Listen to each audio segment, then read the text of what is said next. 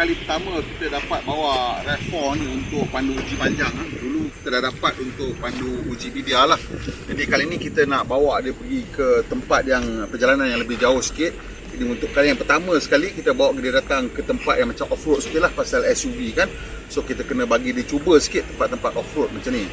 Tapi SUV RAV4 ni dia datang dengan hanya pacuan depan lah, roda depan. Macam juga dengan CR-V datang dengan pacuan roda depan. Tapi sekarang CR-V dah ada option untuk all-wheel drive. Beberapa SUV lain ada option untuk all-wheel drive. Mazda ada offer option untuk all-wheel drive, dan juga Nissan X-Trail juga saya tak silap ada juga memilih menawarkan option untuk all-wheel drive. Tapi untuk RAV4 hanya ada option untuk two-wheel drive. Dan untuk kebanyakan pemilik SUV lah, dan kita tengok dalam kita punya channel pun ramai yang memiliki SUV itu tidak membawa SUV mereka ke jalan lasak, tak pergi off-road. Jadi kalau tak pergi off-road, pacuan dua roda dah sangat-sangat cukup dan tidak memerlukan sebarang pacuan empat roda. Pasal sistem pacuan empat roda ni sebenarnya dia berat. Jadi dia ada banyak juga dia punya orang panggil energy losses lah. Sebab ada transmission untuk roda belakang dan juga roda depan. Jadi banyak lagi gear, banyak lagi moving parts, banyak lagi energy losses. Kelebihan utama untuk Toyota RAV4 ni, dia pada saya ada tiga lah yang paling utama sekali. Iaitu yang pertama sekali dia datang dengan full specification, iaitu dia datang dengan Toyota Safety Sense dengan engine Dynamic Force, dan dalam semua kelengkapan yang perlu ada dalam kereta semuanya ada. Dan yang kedua dia punya reka bentuk. Tapi reka bentuk ni macam orang katalah, beauty is in the eye of the beholder. Pada saya agak gemar dengan dia punya reka bentuk. Ada macam evergreen sikit, timeless. Tapi setengah orang akan rasa mungkin tak cukup dynamic dan tak cukup menonjol. Itu tapi terpulang kepada masing-masing. Dan yang ketiga iaitu kelebihan kereta ni sebenarnya ialah pada dia punya Toyota New Global Architecture TNGA dia, di mana kereta ni dia berkongsi platform dengan Camry, dengan juga Lexus RX. Dan nanti bila kita bawa, saya akan ceritakan kenapa ini menjadi satu kelebihan yang sangat utama sebenarnya kepada kereta Toyota RAV4 ni. Kita pusing-pusing dikit jom. Jadi kita dah 4 hari dengan Toyota RAV4 ni. Nak pandu uji lah kan, tengok dia punya keupayaan dia semua. Jadi sebabkan dia SUV, jadi kita bawa dia merata lah. Pergi ke Luyam, pergi ke Kuala Kubu, dan akhir sekali hari ni kita berada di sini lah, dekat Sungai Besar ni. Dan sebenarnya banyak kelebihan RAV4 ni. Antara kelebihan dia yang paling utama sekali saya tengok ialah apabila Toyota membuat keputusan untuk menggunakan platform Camry di segmennya TNGA. Kenapa dia gunakan platform Toyota Camry? Sebab sebenarnya dia orang nak rationalize. Dia orang ada banyak SUV macam-macam size. So size SUV ni, RAV4 ni dah jadi besar sikit. Size dia lebih kurang sama dengan Lexus RX ataupun Toyota Harrier. So bila dia buat macam tu, RAV4 ni dia boleh berkongsi platform dengan sebuah SUV Lexus. Keputusannya ialah satu kereta yang mempunyai keselesaan sama macam kereta segmen D, di mana pesaing-pesaing lain dia orang pilih guna platform segmen C, pasal memang kereta ni pun selalunya segmen C. Tapi yang ini sekarang dah berasa lebih lapang dan lebih luas daripada pesaingnya kerana dia menggunakan platform yang lebih besar. So dengan itu, kalau awak pilih untuk mengambil kereta ni, awak akan dapati bahawa ianya menawarkan keselesaan yang lebih apabila melalui jalan-jalan yang tidak rata. Sebagai contoh, sekarang ni kita lalu dekat jalan Persekutuan Lama ni. Jalan Persekutuan Lama ni maybe 70%, 75% permukaan dia cantik. Tapi dan bila kita dah sampai setengah-setengah tempat tu, mungkin baru ada tanah runtuh ke, ataupun walaupun korek jalan ke. Biasalah kan, yang dia orang turak tak elok, ataupun banyak lori berat lalu di mana jalan tu bergalun. RAV4 ni, dia punya ride quality dia, saya rasa sangat jauh berbeza daripada pesaing-pesaing dia. Dia punya suspension tu feels well sorted out. Dia tak ada primary ride dia pun okey, secondary ride dia memang antara yang terbaik. Bila kita langgar permukaan memang tak rasa masuk tau dia punya gegaran tu. Cuma bila kita dah laju sikit tu, itu yes, kita kena control sikit lah. Sebab dia punya suspension tu a little bit soft. Memang dia tune untuk keselesaan. Jadi ni bukan saja pendapat saya, kali ni special sikit. Saya dapatkan kawan lama kita, Encik Syaraf. Encik Syaraf ni seorang consultant chassis tuning, yang dia dulu kerja dengan sebuah syarikat kereta, dan kemudian jadi consultant di China, kerja di sana untuk chassis tuning. Dan saya bawa dia datang. Awak boleh dengar pendapat dia.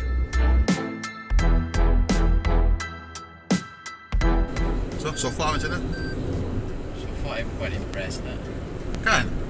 Not so Toyota, right? No, it's very less Toyota-ish. It tries to control the car so much, as in to control the body roll of the car, to control the yaw of the front side. It put too much stiffness. So itu apa benefit dia kalau dia buat stiff sangat?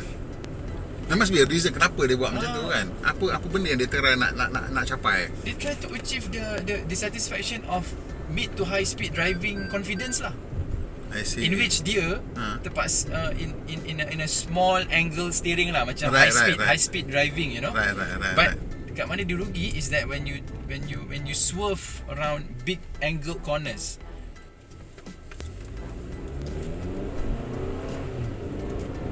steering directness is very non-Toyota-ish. It's quite direct. It's quite very direct. Yes. In a good way, not a bad way.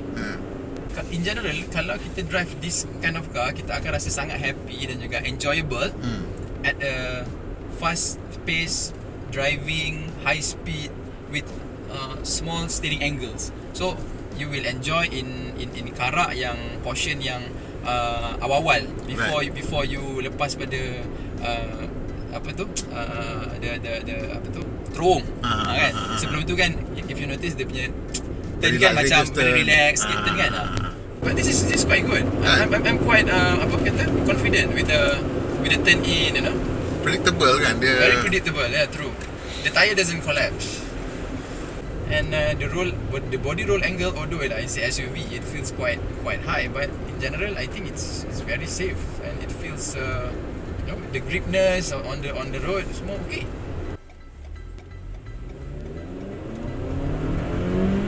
But the acceleration is immense, man. It's dynamic force engine is something else lah. I wouldn't say I'm not surprised lah. I'm quite surprised lah that I am surprised. But that Toyota do you think this has something to do with Akio Toyoda being such a person who wanted to learn how to drive sampai dia jadi master driver untuk Toyota?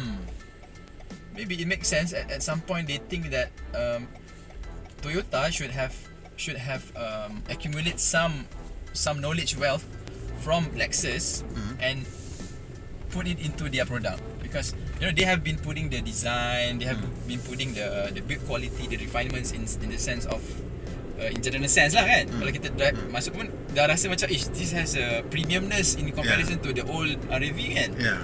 So basically they brought up semua tu all together, and chassis pun dia deem to.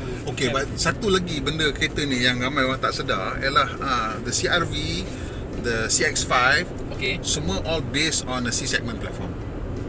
Correct. Right? But this is not. This is based on the D-segment platform. This is a Camry platform. We do know that Toyota and Lexus is basically the same thing. Yeah. So maybe this is gonna be the next RX. Or who knows? I don't know. This maybe is already the RX platform. So exactly, the that's RX why it's so good, because Yeah. it's basically you're using a high-end platform on a cheaper model, which is a very good buy for people who can afford So this. this is the RX uses the Camry No platform. wonder lah. No wonder. So Camry is ES and this is RX. That makes sense. Perfect sense. So itulah, kita dah dapatkan pendapat daripada seorang pakar, dan dia pun rasa chassis kereta ni memang style untuk keselesaan dan berasa lain daripada Toyota biasa. Steering dia ni direct, and overall dia punya handling dia predictable. So kita boleh throw itu untuk corner, kita boleh tahulah dia punya response dia tu macam mana. Jadi dia tak menjadikan kita berasa tergamam atau terkejut dengan cara dia bertindak balas. So itu benda yang itu salah satu benda yang saya rasa penting lah. Steering tu ada good feedback dan direct, dan juga dia punya chassis tu predictable, ataupun kita boleh faham ataupun boleh jangka apa yang dia akan buat. Ini yang menyebabkan kereta dia berasa selesa lah. Terutamanya bila kita duduk kat belakang, memang dia rasa lembut. You kena bawa lah. Dia cakap bila you langgar speed bump ke apa, dia tak crash. You langgar permukaan yang tak rata tu, dia tak crash. Dia macam beralun lah. It's a very nice ride quality that you get in this car. Saya rasa dalam SUV lain, dalam kelas dia, tak dapat menandinginya lah. Dari sudut ergonomik, kereta ni saya rasa tak mempunyai sebarang isu lah. Jadi sekarang saya bawa kereta ni dengan ketapan yang betul lah. Tangan saya boleh berada di atas betul, gelangan tangan saya boleh ada atas steering tanpa bahu saya naik. So ini memang kedudukan saya yang betul. So dalam kedudukan saya yang betul, saya boleh capai semua switch yang ada ni, saya boleh capai tanpa tangan saya, bahu saya naik daripada kursi. Ini menunjukkan ergonomik kereta ni baguslah, dia aturkan dengan semua switch boleh saya capai. Dan yang lebih penting betul, ianya teratur lah dengan cara yang kita mudah faham.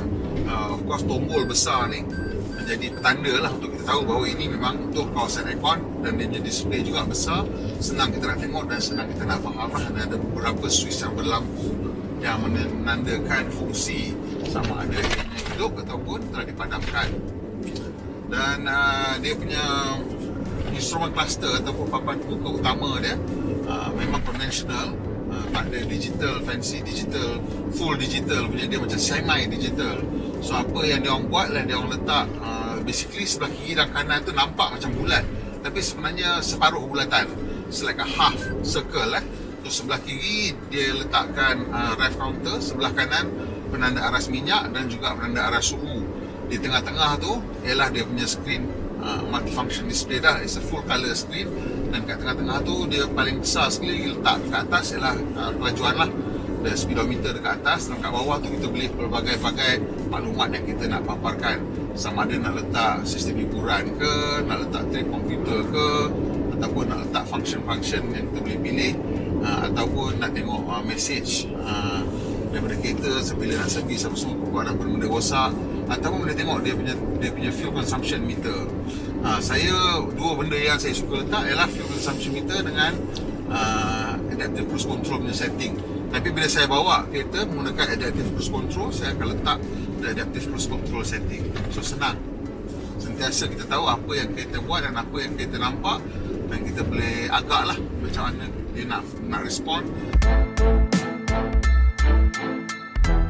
Ciri keselesaan yang lain yang ada pada kereta ni, selain daripada adaptive cruise control, dia juga ada auto emergency braking. Dan dia punya sistem auto emergency braking dia boleh kenal pejalan kaki dan juga orang naik basikal. So itu akan banyak membantu kita lah, terutamanya dalam keadaan bandar di mana kadang-kadang budak-budak melintas. So itu menjadi satu lagi bantuan untuk kita. Dan juga dia ada lane tracking assist. Jadi untuk lane tracking assist ni, kita tengok sekarang penanda tu menunjukkan kiri kanan, garisan jalan tu berwarna putih dalam skrin. So bila berwarna putih dalam skrin ini bermakna dia nampak lah, dia boleh cam ni hilang dah balik. Bila jalan tu cat dia tak apa elok, penanda dah dia nampak balik. So dia akan hilang lah. So sekarang ni bila dia nampak, dia boleh kawal steering. So saya boleh lepas nanti 3-4 saat je lah. Lepas 3-4 saat nanti dia bising lah. Tapi tengok sekarang ni dia boleh kawal lah. Jadi kat jalan belakang biasa ni pun dia boleh kawal, bukan atas lembu raya sajalah. Tapi of course kat jalan belakang ni kita kena lebih berhati-hati. Kita boleh lepas pun steering ni. Cuma kita akan rasa bila kita mandu tu, kita akan rasa kadang-kadang steering tu tarik kiri, ikut jalan naik ke kanan. Kadang-kadang kita kalau rapat ke tepi dia akan tarik balik. So ini sebenarnya ciri-ciri keselamatan yang pada saya sangat berharga ataupun bernilai, kerana inilah benda-benda yang nak tolong kita bila kita dalam keadaan mengantuk ataupun memandu seorang. Kadang-kadang kita tak sedar pun kita mengantuk, kita tak sedar kita terlelap. Dan kalau tak selagi tangan kita kat steering itu, kita akan terasa lah kan dia tarik kan. Dan kalau kata kita terus tak pegang, dia akan lepas lah. Dia tengok, saya nak cuba tengok kat sini sekarang ni, dia pegang dia hold steering lama juga ni. Saya tak pegang je tu apa buat. Dia still kawal tau. Dia dah lepas lah. Oh, dia lepas kan. So bila saya tak pegang, baru dia beep dan dia apa nama tu, dia akan lepaskan balik. Dia tak nak berfungsi. Cuma saya tak pasti sama dia boleh berhenti ke tidak. Ini bukan tempat untuk saya cubalah, sebab tak sesuai kan. So itu lagi satu ciri yang buatkan kita rasa lebih selesa lah. Dan di jalan belakang macam ni patutnya saya boleh set dekat lagi, tapi hari ni kita nak buat relax-relax kan. So kita biarkan je lah orang potong, kita duduk sebelah kiri 70 km sejam. Laluan ni tak silap saya 60 tadi saya nampak dia punya speed marker dia. Dan butang kat sini semua sebelah kanan ialah untuk adaptive cruise control, dan untuk sebelah kiri pula ialah untuk sistem hiburan dan juga apa seperti paparan yang kita nak tengok lah. So di situ kita boleh panggil berbagai-bagai maklumat untuk kita tengok. So itu quite simple layout dia kalau you dah biasa bawa Toyota, dan ianya mudah faham lah. Dan switch ni ada quality feel to it lah, dia punya click dia tu. Little bit more resistance would be nice, but it's okay. Dan juga ada pedal shifter So pedal shifter ni daripada mana-mana kelajuan pun kita boleh, dari D pun kita boleh, kita tekan D 8 dan 8 speed automatic. So memang kereta ni mempunyai gear yang banyak lah. So kita tengok sekarang kita memandu lebih kurang dalam 70 km sejam, RPM dia 1200 RPM, just barely over idle. So kalau you bayangkan, kalau you balik kampung bawa kelajuan lebih kurang macam ni, memang sangat menjimatkan minyak lah.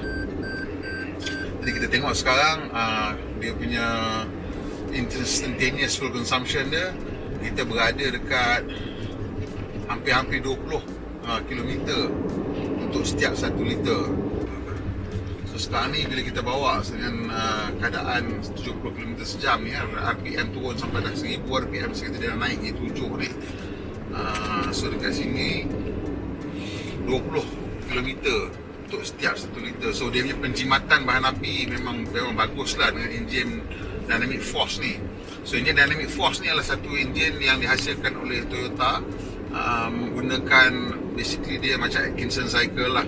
All this new cycle yang cuba hasilkan nisbah mambatan yang tinggi, dengan ada little trick lah what they use is dia orang tutup the intake valve tu lambat masa during the compression stroke tu masih lagi terbuka intake valve tu.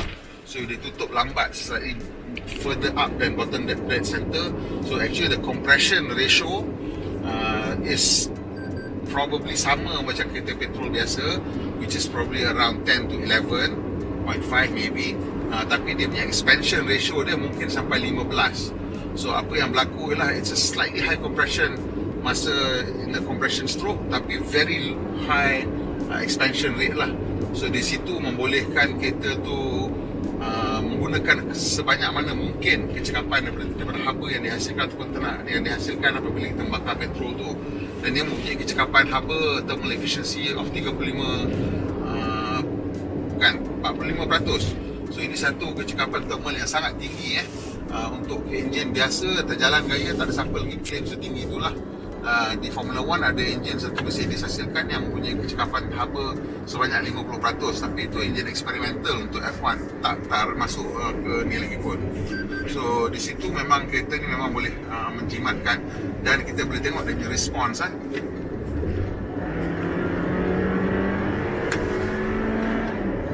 there is no issue of lack of responsiveness lah, walaupun kereta ni enjin dia NA.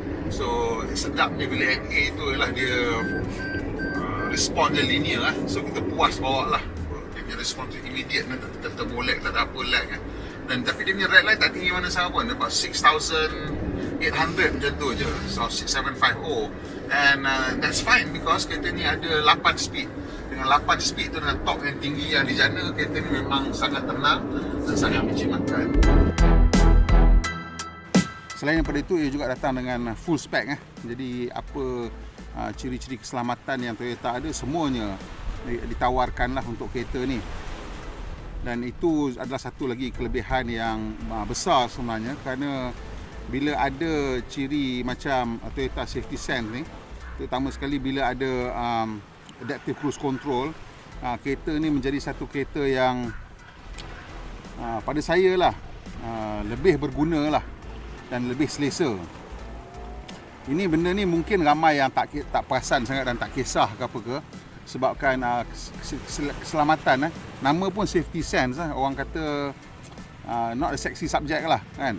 Tapi pada saya lah safety sense ni memang betul-betul bermakna dan berguna, kerana ia memang ada keupayaan untuk mengurangkan stres kita bila kita memandu. Ini saya cakap setiap kali saya pandu uji kereta yang ada adaptive cruise control, terutamanya yang ada cruise control sampai stop start lah, sampai low speed follow, sampai kira dalam jam dia boleh terus mengawal kenderaan.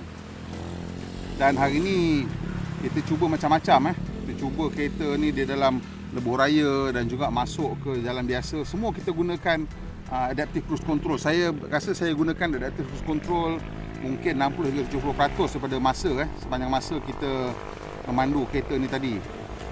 Dan ianya berfungsi dengan elok. Dalam jalan belakang pun elok, di atas jalan yang lebuh raya pun elok, dan jelas lah ianya sesuatu yang boleh mengurangkan kita punya stres bila kita memandu, tak kira kat mana kita memandu sebenarnya. Selain daripada tu, kelebihan dia lagi untuk Toyota RAV4 ni lah pada saya lah, dia punya ciri-ciri yang lain dalam kereta pun banyak. Dari segi keselesaan pun banyak. Kita tengok dia punya dual zone climate control, ada banyak charging spot untuk kereta. Dalam tu USB ada banyak yang kita boleh gunakan untuk mengecharge. Dan juga dia punya touch screen tu mudah nak digunakan, dan functionality pun banyak juga. Kalau tak silap saya lah, dia ada dua-dua Android Auto dengan juga Apple CarPlay. Inilah kenapa sebabnya Toyota RAV4 ni buat kali pertama dalam hidup dia berjaya mengatasi CR-V sebagai SUV compact yang paling popular di dunia. Jadi kenapa tiba-tiba dia boleh berlaku begitu? Ini sebabkan kerana ia banyak kelebihan lah, dari segi keselesaan dan macam-macam. Dan itulah hakikatnya lah. Tapi walaupun kereta ni banyak kelebihan tapi saya menyampah harga dia. Kalau boleh tu saya nak Toyota dapatkan harga yang lebih cantik lah. Tapi realitinya kereta ni fully imported daripada Japan Jadi bila kereta ni fully imported daripada Japan, tak dapat nak buat apa, memang dia punya harga dia macam tu lah. So kita sangat-sangat berharap lah in the next round Toyota dapat memberikan kelebihan yang sama kepada RAV4 ni dengan memasangnya di Malaysia lah. Itulah harapan saya, agar ianya dapat bersaing dengan kereta-kereta lain. Sebab bila kita tengok dari segi kelebihan ni memang banyak, sayang orang Malaysia tak dapat nak nikmatinya kerana harga terlalu mahal. Jadi kalau saya nak bagikan skor untuk kereta ni kita try bagikan skor. So untuk reka bentuk ni memang terpulang lah pada masing-masing kan, suka ke tak suka kan. Tapi untuk saya berkenan dia punya trapezoid punya tema ni. Tema trapezoid ni memang memberikannya satu jenis ketenangan tau. Dari segi reka bentuk ianya tak terlalu menunjuk-nunjuk dan tak terlalu over. So ini mungkin jiwa mereka-mereka yang dah berumur sikit yang setuju macam tu. Pasal saya tengok bila kita buat review first try tu hari, first pandang pertama, ramai juga pembeli-pembeli yang mungkin mereka yang muda-muda sikit kat dalam channel kita yang kata reka bentuk ni nampak sedikit boring lah. Tapi itu tak boleh nak macam mana lah, pasal memang inilah gaya Toyota sekarang. It's more dramatic than before, tapi mungkin ia tak sedramatik macam jenama-jenama lain. So bagi saya, reka bentuk saya boleh bagi dia skor 8/10. Dari segi pemanduan, kereta ni dia punya chassis memang tune untuk comfort. Dan pada saya itu bukan satu kesalahan, sebab memang kebanyakan keluarga membeli kereta, kebanyakan SUV dia beli oleh keluarga untuk kegunaan keluarga dan dia orang mahu keselesaan. Tak ramai yang beli SUV walaupun nama dia sports utility vehicle untuk pandu laju. So yang nak pandu terlalu laju sangat pun dia akan beli jenama-jenama yang mungkin lebih mewah lah, ataupun jenama-jenama yang lebih fokus kepada benda macam tu. Dan bila you pilih SUV yang sporty ni, masalahnya selalunya dia punya ride quality dia compromise lah, keras. Tapi untuk Toyota, dia orang tak compromise on the ride quality. Dia punya compromise kalau kita nak cakap mungkin ada ialah kereta tu rasa macam understeer sikit lah, cepat sikit dia punya understeer dia tu. Tapi apa yang bagusnya, bila saya cakap cepat understeer tu, maksudnya ini bila jalan yang berselekoh, tajam lah, jalan naik ke Genting ke, jalan macam tu kita rasa. Tapi kalau jalan-jalan biasa tak berasa. Dan because steering response dia bagus and it's quite direct, mungkin kalau bagi dia terlalu cepat menukar arah pun mungkin akan menjadi masalah juga, pasal ramai orang mungkin tak biasa dengan benda tu dan dari segi tu dia punya compromise dia ialah dia more towards comfort, which saya rasa bukan satu kesalahan. So dia punya pemanduan dia, saya boleh bagi dia 7.5/10. Dari segi reka bentuk kabin, saya rasa reka bentuk kabin ni evergreen, konservatif tapi lapang dan banyak kegunaan dia. Semua bottle holder tu agak besar. Kalau nak masuk 1.5 liter boleh kena paksa sikit. Tapi kalau untuk botol kecil hingga 1 liter saya rasa memang sesuai dan senang digunakan. Sampai ke belakang pun ada lah ruang-ruang tak barang. Dan because dia ada dual zone climate control, ada rear aircon vent dan macam-macam lagi, saya juga boleh bagi dia 7.5/10. Dari segi nilai untuk wang anda, ini nilai untuk wang anda ni memang bermasalah sangatlah untuk kereta ni. Kalau harga dia sama dengan kereta-kereta lain, memang dah boleh bagi skor tinggi lah, 7.5 ke 8 ke. Tapi disebabkan ianya kereta CBU dan nilai untuk wang anda ni, dia punya measure dia tetap lah, saya kira boleh bagi dia 6.5/10 lah. So secara keseluruhan dia punya skor tu taklah begitu cantik sangat disebabkan yang 6.5 tu. So this is dari segi disebabkan dia punya nilai tu rendah, dia punya overall dia ialah 7.25 out of 10. Okey, sampai situ je video kita hari ni. Sekarang saya nak hidupkan api sikit. Main masak-masak pondok-pondok. Ni saya punya aktiviti favourite saya lah bila berjalan-jalan macam ni kan. Hari ni malang ni, saya tadi dah beli kambing tapi lupa nak bawa. Pakai sausage je lah hari ni ya. Nampak macam mana? Sausage pun sausage lah labu. Walaupun sausage, kita tetap kena buat macam Salt Bae. Tabur garam. Garam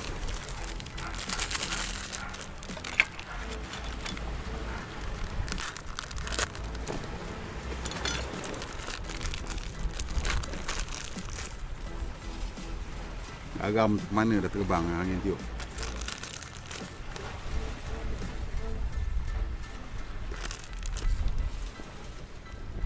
Okey, sampai situ je kita punya merapu kita hari ni. Kalau awak suka tengok video ni sampai habis, terima kasih saya ucapkan banyak-banyak.